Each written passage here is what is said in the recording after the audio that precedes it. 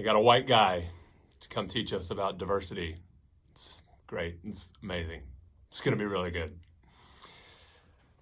Well, hopefully that's not how this is going to go down. Greetings from Iraq. My name is Jeremy. I was supposed to be with you today, and I'm so sad that I can't be there in person. I actually got stuck in Iraq, where I live, where I've lived for going on 15 years now due to coronavirus. Flights got canceled. I couldn't get out, couldn't get to be with you. But believe so much in what we've gathered here to do together today, and really excited to share this space and this time with you as we try and make more room in each other's lives for each other. So as one of the white guys in the room, I want to just jump into it and talk about three major points that I think we can focus on here together today. When it comes to diversity and inclusion, about how we need to set our intention and how it needs to start at the top and how we need to empower others. No, I'm just joking. Those aren't going to be my points. I think those are great points, but there's probably much better, much more qualified voices to teach us about those things today. Instead, I want to bring the uniquely white guy with power perspective into the room today. But to be clear, to be sure, I'm not just talking to the white guys. I think this is for all of us. I think it's something that we can all benefit from together, at least to understand where we're each coming from and how this lands on us differently depending on where we sit. So I want to give a perspective that I think is authentic to my seat in the room, authentic to where I'm coming from, and not try to appropriate or grab from anyone else's experience, not try to say the woke thing, not try to say the thing that I know is like in vogue in culture right now as we try to press forward in this endeavor. I just want to say the true thing that's true and authentic to me and maybe many of us in the room today. So here are the 3 points that I'll try and walk us through. Number 1, inclusion and embrace helps everyone. But first, it hurts like hell. Number 2, it may cost you everything you've built. And number 3, you may have to relearn and re-know yourself. I subscribe to the developmental theory that says life can be meaningfully understood as an unfolding of stages of life. Ego development, for example, where the way we know ourselves as an infant changes into adolescence and changes further into adulthood. Stages of moral development that unfold and progress one into another. Stages of faith, for example. And as individuals and societies unfold from one stage to another, they can be meaningfully understood to be growing in their capacity to care for people that were once excluded, to include people that were once denied. I believe we are undergoing a cataclysmic shift in society and history right now, where our hearts and our perspectives, our tables, our societies are opening up to more and more people at a greater rate than we've ever seen in the history of humanity. And with that cataclysmic opening is coming a conflict and a jostling and a re-knowing and a relearning and a restructuring of our very selves. It's good. It's good for us. But first, it hurts like hell. And it may cost us everything that some of us have built. And it's going to cost us. It's going to cause us. It's going to catalyze us to dare to re-know our very selves, to relearn who we are. Now, I believe that developmental psychology, history, theology, they give us maps that help us know where we are and where we're going.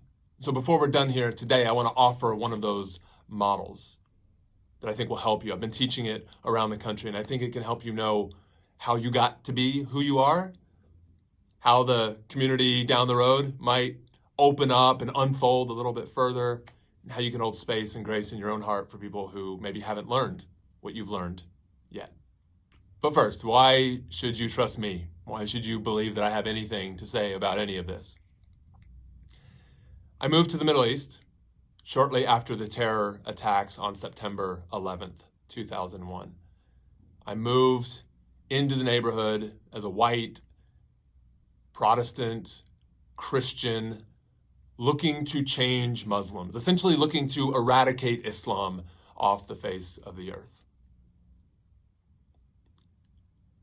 But by moving into the neighborhood, by actually displacing myself from everything I'd ever known, by setting sail for a new land and making myself foreign in a new country, making myself the minority in a place that I'd never lived before, moving into a neighborhood where I didn't speak their language and nobody spoke my language, going out every day as a suspect, people looking at me with grave concern, that I was there to harm them, that I was there to damage them, that I was there to spy on them. I had to take a different posture in the world. And as my life came into contact with the Muslims around me, I started to understand they weren't who I thought they were. I had been told something about them that wasn't entirely accurate. It wasn't entirely true. Now, it may have been told to me maliciously. It may have been told to me in good faith. But reality didn't line up with what I'd been told. And over time, these Muslims became my friends, my neighbors, my caretakers. They showed me hospitality. They helped me raise my kids. My wife and I ended up moving into Iraq in the middle of the Iraq War. By this point, we'd had a profound spiritual awakening, a profound change of mind, change of heart, change of worldview based on our experiences. And by the time we moved into Iraq, we moved with a completely different eye, a completely different space in our heart for the people that we once saw as our enemies, for the people that we once denied, for the people that we once would have locked out of the room. Now they were not only friends, but in the middle of a war zone, they were our guides. They were our saviors in many ways. They took us by the hand. They led us through danger. They gave us access to places that we wouldn't have gained access to without them. We put our lives in their hands. In some ways, they put their lives in our hands. And together we grew, we changed, and our worldviews with it. As a young American Christian moving into a war zone like Iraq, it hurt my American Christian sensibilities to hear what they really thought about Americans, to hear what Muslims really thought about Christians. It hurt me, it confronted me, it offended me, and then it changed me. And I took those honest stories back home to the United States when I would visit. I took my honest stories of real life Iraqis, real life Muslims, real life families in the Middle East, real life Arabs. I took those home to Texas. And then suddenly my friends back home were offended by me. They were offended by the true stories I was telling, the true perspectives I was sharing. And in a small way, but in a wounding way, I felt what it was like to be disbelieved. I felt what it was like for my stories to not matter, for my perspective to be denied. And over time, I even started to understand why those friends back home, who had never left small town Texas, couldn't assimilate my experiences into their worldview. I had left home. I had left everything we ever shared together. I had left everything that they had ever known, we had ever known together. And through a cascading series of experiences out in the world, I had changed. And I tried to bring that change back home, and I tried to inflict it on a community that had not shared my experiences, that had not woken up in the way that I had woken up, that had not been forced through event after event after event to have their categories challenged, their politics challenged, their theology challenged. I had changed myself to fit my experiences, but I couldn't just bring those words back to them and expect them to keep up with me. Spend time back in Iraq, through the ISIS years, through the Syrian civil war, pushing in as a humanitarian aid worker into front lines war zone situations where I was getting shot at, where my team was getting bombed, where we were facing the threat of kidnap. And day after day after day, we were changing. And this changing ultimately cost me friendships. It cost me supporters. It cost me donations. It cost me a sense of belonging with the people who had always been my home, who had always been my people, who had always been my ground zero in a way. They walked away, or they pushed away, or they just leaned back a little bit because we had become suspect. We had become so different and so other. They didn't know where to put us anymore. They didn't know if they could trust us anymore. And then it happened again. In 2016, as our political discourse started talking about Mexican rapists crossing into the United States. It happened again at the beginning of 2017 with a Muslim ban, when people from all over the world were no longer allowed to come to the United States. It happened again in Charlottesville with cries of blood and soil. It happened again with the advent of the Me Too movement and the Brett Kavanaugh hearings. And it happened again for me with trans women and the queer community that we came to know and love in Juarez. Migrants seeking shelter in an abandoned building because of who they love and how they're made and how they express themselves in this world.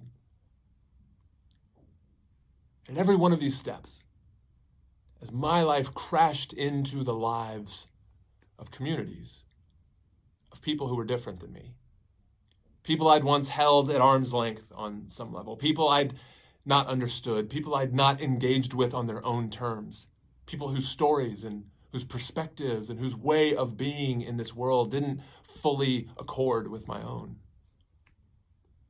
As our lives crashed together, I was brought to a fork in the road. And this fork in the road forced me over and over and over again to either double down on my suspicions of them, deny their experiences, deny their testimony, deny what they were urging me, begging me to understand about them, or to renegotiate my very self,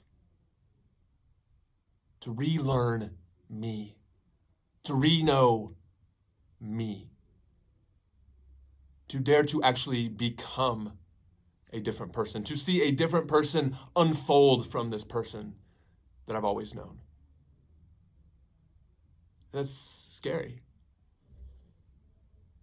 And at every one of these steps along the way, both as an individual, but also as a fairly public person, and certainly as a organizational leader, as a team leader, as a guy with responsibility, as a guy with a budget, as a guy with the ability to hire certain people or fire certain people.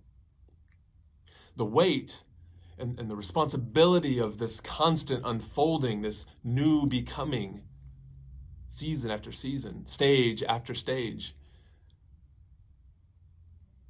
became weighty and felt like walking through one of those Syrian minefields, hoping that the next move, hoping that the next step wouldn't cause me to lose a leg.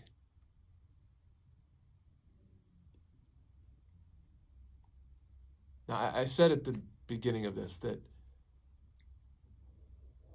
inclusion and embrace helps everyone, but first it hurts like hell. This process of renegotiating our very selves is painful.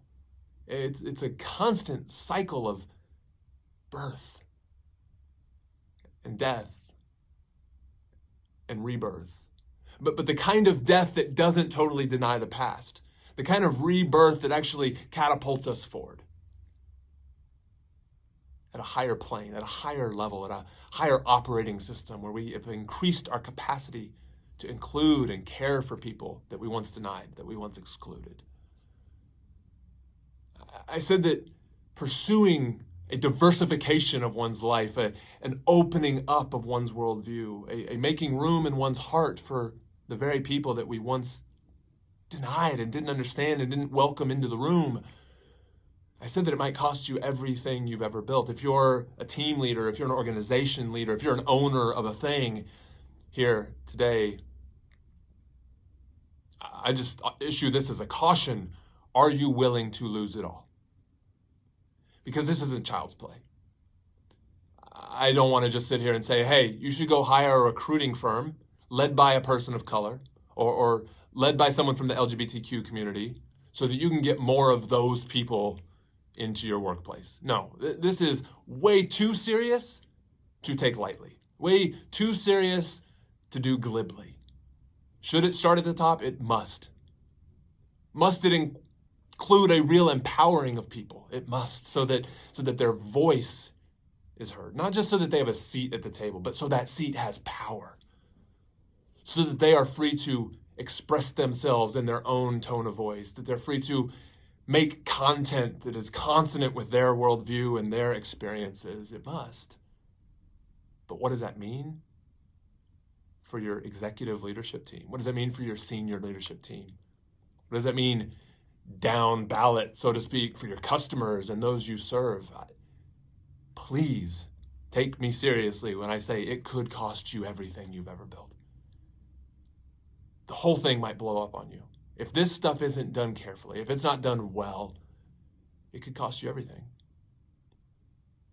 It's a bit of a feature. Maybe it's not a bug. Maybe some of what we've built needs to be dismantled. Maybe it needs to be done away with. It'd probably be different for each of us, depending on where we sit and what we've built and how we built it and how inclusive we were in our DNA from the very beginning.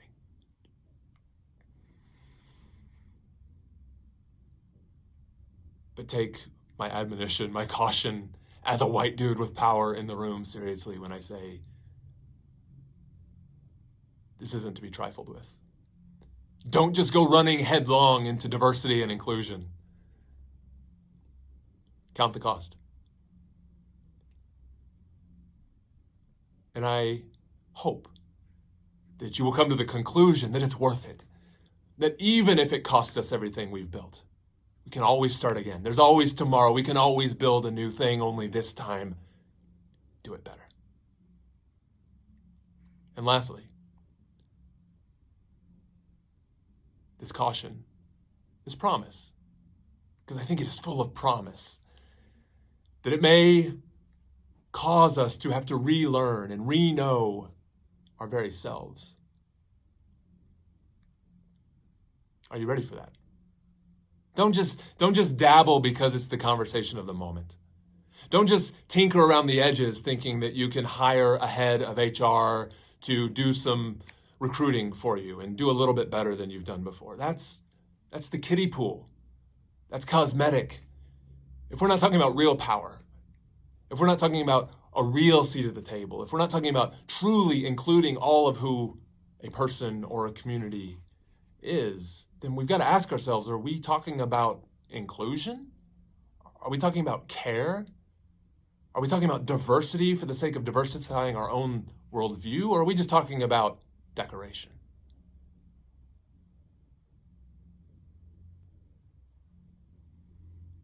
So here's the model. Simple 3-step, 3-point thing that has helped me understand where I am at various points in these conversations, where the person next to me might be, and where I'm leading us to. I think this works in your own life as an individual. I think it works in the life of an organization and a team. And I believe it works in the life of a society, a culture, a whole country. All right, point number 1. You can call this fusion. Now, fusion is a way of seeing the world, a way of being in the world, where you're born into a place, you're born into a people, you're born into a time, you are of a moment. And whatever that people is, whatever that time is, whatever that culture is, we're all born somewhere. Conservative, liberal, white, black, gay, straight, it doesn't matter. Muslim, Christian, we're all born into something.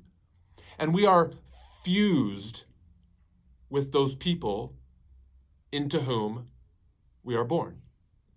Fused is to say we see no difference between ourselves and between them. We see no distinction between what they believe and what we believe. We are of them, we are them, they are us. We cannot but be them. Now, sadly, this is where much of the world stays, gets stuck. But there are some of us who, for some kind of call beyond the blue, some kind of call to adventure, some kind of venturing out into another land, some kind of crisis in our life, some kind of commissioning that moves us out from home, we start to pull away a little bit. Now we move from point A, we start moving out. Some of us arrive all the way at a kind of point B, a step two, a stage two.